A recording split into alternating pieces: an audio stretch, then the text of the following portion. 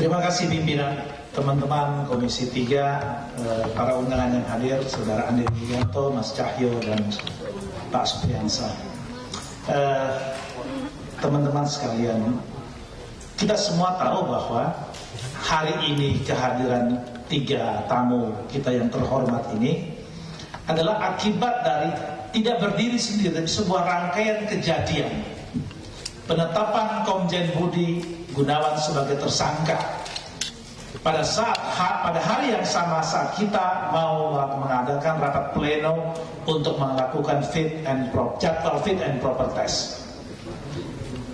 Kejadian itu saya masih ingat beberapa minggu yang lalu, kemudian terus bergulir dan sampai pada polemik di masyarakat bahwa penetapan Komjen Budi Gunawan itu berdasarkan ketidaksukaan dendam pribadi Ketua KPK yang bernama Pak Abraham Samad. Itu opini yang terjadi di masyarakat, di media, dan macam-macam. Sehingga muncullah Komisi 3 mendalami hal itu, mulai memanggil Saudara Hasto dan macam-macam orang untuk didengar keterangannya di sini. Nah, saya pribadi bertemu muka dengan Pak Andi Wijayanto dari jarak sekian meter seumur hidup saya baru hari ini. Saat melihat wajah yang bersangkutan, saya mengingat seorang tua guru saya sejak tahun 2000-an di Timor sana, Pak Theo Syafei almarhum. Ternyata ayah beliau.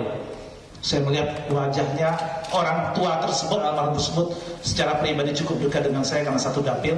2004 sama-sama kami anggota DPR dari Timor. Sebelum itu pun kampanye kami sama-sama dari Timor.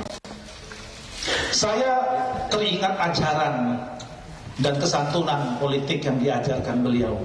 Hari ini saya berhadapan dengan putranya yang menjadi sekretaris kabinet. Saya tergelitik untuk buka-bukaan dan bertanya. Bukan bertanya itu begini, bukan soal pertemuan itu sudah didalami oleh kawan-kawan. Pertemuan itu dalam rangka untuk menjadi calon wakil presiden.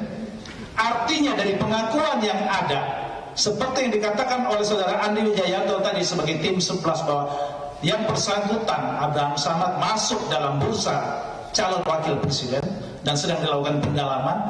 Bahwa berapa kali bertemu itu urusan lain, terserah. Tapi yang kita dapat satu kesimpulan adalah betul Saudara Abraham Samad masuk dalam bursa calon wakil presiden, dan tim 11 mulai menelisik rekam jejak, termasuk berinisiatif bertemu dengan keluarga. Itu hal yang sangat pribadi, bertemu dengan orang tua, ibunya dan istrinya. Semua itu dalam rangka untuk mendeteksi rekam jejak masa kecil, dan semua ini berdasarkan apa yang tadi disampaikan oleh Saudara Andi Wijayanto.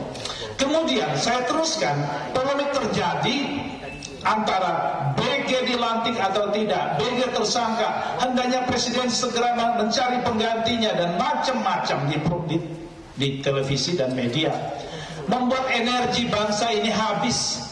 Berminggu-minggu hanya urusan ini saja. Saya sebagai orang Komisi 3 yang sudah 3 periode di sini, sudah 4 Kapolri, kita melakukan fit and proper test, tidak seheboh seperti sekarang ini. Bahkan kali yang lalu saat Pak Timur Pradopo menjadi calon, Pak SBY bilang melakukan pengangkatan pagi bintang 3, sore bintang 4, kemudian Kapolri kan dia tidak ribut juga. Pada saat fit and proper Pak Tarman, teman-teman bertanya macam-macam, saya katakan tidak ada Kapolri yang seperti malaikat. Kalau mau cari polisi yang seperti malaikat, itu kita minta Tuhan kirimkan malaikat untuk jadi Kapolri. Polisi yang betul-betul putih bersih hanya polisi Hugang dan polisi tidur, saya katakan waktu fit and proper test Pak Tarman. Sampai kepada Komjen Budi Gunawan terjadi polemik yang dahsyat, dan wakil pemerintah yang mewakili suara presiden, lebih banyak saya melihat Saudara Andi Wijayanto di televisi. Pertanyaan saya pribadi begini, waktu Pak Andi Wijayanto sampaikan opini yang saya dapat, masyarakat dapat, seolah-olah pemerintah menolak, presiden menolak, akan sedang dicari penggantinya, sedang begini, sedang begitu. Dari opini, nuansa omongan.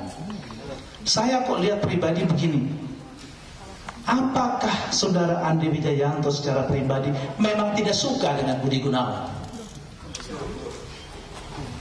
Ada masalah apa? Sepertinya saudara Andi Wijayanto sangat menolak, walaupun dengan diplomasi yang sangat halus.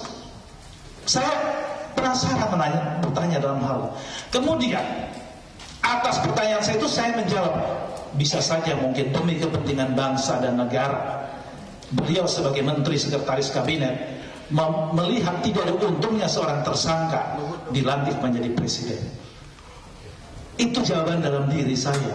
Hari ini kami tonton di televisi, pengadilan memutuskan bahwa penetapan tersangka itu tidak sah. Dan apa yang diputuskan oleh pengadilan juga terkait dengan apa yang sedang kita bicarakan hari ini, saat ini kait-mengkait. Saya ingin mendapat jawaban yang jujur dari saudara Andi Wijayanto. Pertama, apakah memang tidak suka secara pribadi karena beliau tersangka? Kemudian, apa jawaban saudara Andi Wijayanto sebagai sekretaris kabinet dengan penetapan pengadilan hari ini? Artinya yang bersangkutan terbebas dari status tersangka. Apakah proses untuk yang bersangkutan menjadi Kapolri akan dijalankan terus atau tidak? Ini sedikit belok dari konteks ini, tetapi sebetulnya kita panggil dan macam-macam karena status penetapan tersangka tersebut. Namun pagi ini penetapan tersangka itu sudah dianulir oleh keputusan pra peradilan. Saya kira itu. Terima kasih.